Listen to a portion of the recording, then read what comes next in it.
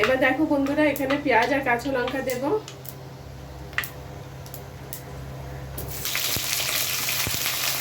দেখো বন্ধুরা, এবার আমি আলু তুলে নিব।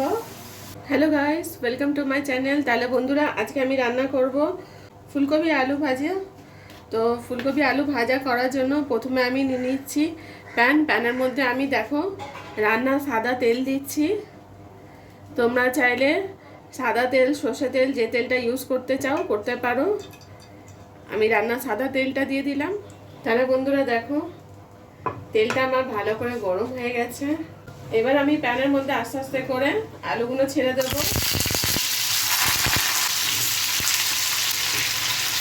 অল্প একটু হলুদ দিয়ে দিচ্ছি।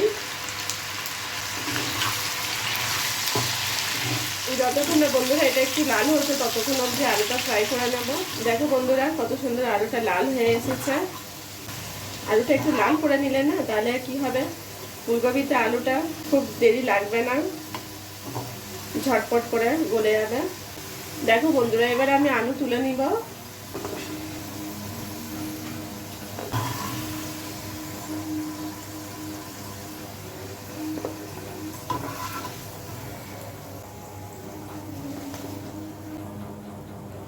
তাহলে বন্ধুরা, আমি কড়া বসিয়ে দিয়েছি।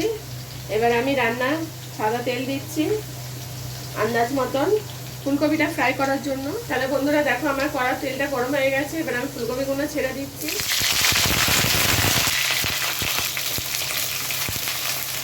তাহলে বন্ধুরা, এটা একটু ভালো করে ফ্রাই করে নিতে হবে।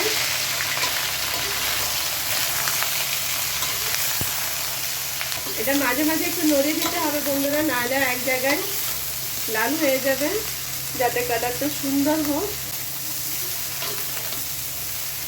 হালকা একটু একটু ফ্রাই করে নিলে না, তাহলে কি হয়, সবজির যে কাঁচা স্মেল থাকে সেই স্মেলটা চলে যায়। তাই আমি একটু ফ্রাই করে নিলে রান্নার টেস্টটা অনেক বেশি ভালো আসে। দেখো, দেখতে পাচ্ছ কি যায় না, দেখো হালকা একটু কালারটা চেঞ্জ হয়ে গেছে। এবার আমি তুলে নেব।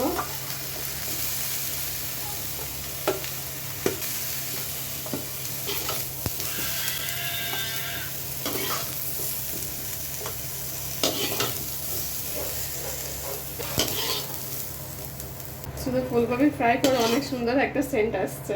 দেখো আমার ফ্রাই হয়ে গেছে। দেখো বন্ধুরা, এর মধ্যে পাঁচফোড়ন আর রাঁধুনি আছে। তাহলে প্রথমে আমি রান্নার তেল দিয়ে দিচ্ছি আন্দাজ মতন, কম বেশি তোমরা যে যেমন দেবে। এবার আমি গুঁড়ো মশলাগুলো অ্যাড করব। তেজপাতা দিলাম। এবার দেখো বন্ধুরা, এখানে পেঁয়াজ আর কাঁচা লঙ্কা দেব।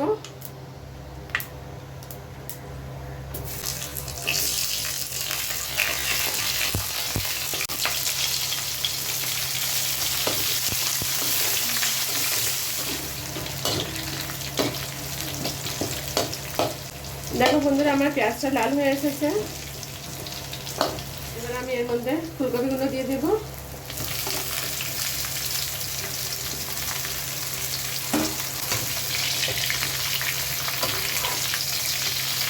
আবার একটু ভালো করে নড়িয়ে দিতে হবে। আলুগুলো দিয়ে দিচ্ছি।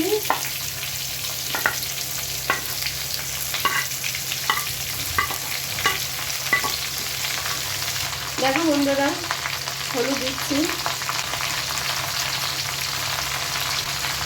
অল্প একটু গুঁড়ো লঙ্কা দিচ্ছি। এবার স্বাদ অনুসারে নুন দিচ্ছি। ভালো করে একটু নড়িয়ে দিতে হবে।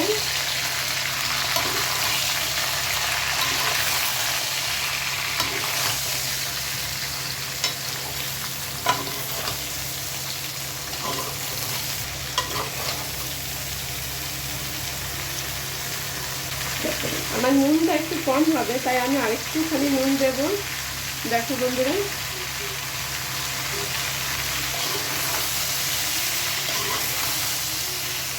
আবার এটা একটু ভালো করে নেড়ে নিচ্ছি।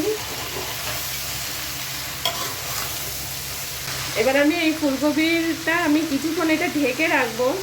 এটা 5 থেকে 7 মিনিট মতন ঢেকে দিচ্ছি। তারপরে আবার খুলে আমি দেখাবো যে গলেছে কিনা, তখন চেক করে নেব। 5 থেকে 7 মিনিট মতন এটা ধিমে আঁচে করে দেব, যাতে এটা সুন্দরভাবে গলে যায়। তারপরে 5 থেকে 7 মিনিট পরে আমি খুলে দেখব।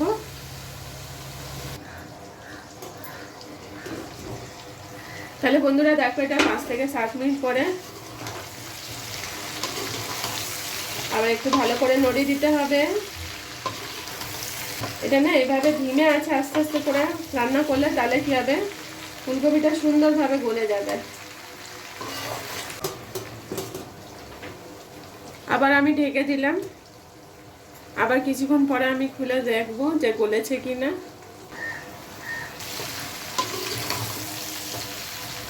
তাহলে বন্ধুরা দেখো,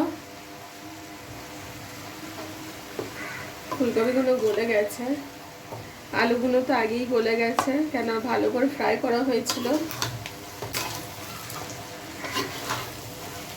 তাহলে বন্ধুরা দেখো কত সুন্দর কালার হয়েছে। তোমরা এইভাবে ভাজি রান্না করে খেও, খেতে তাহলে খুব টেস্টি লাগবে, ভালো লাগবে। তাহলে বন্ধুরা আমি গ্যাসটা বন্ধ করছি।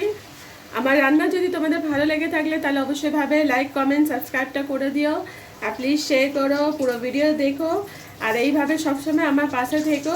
Thank you for watching.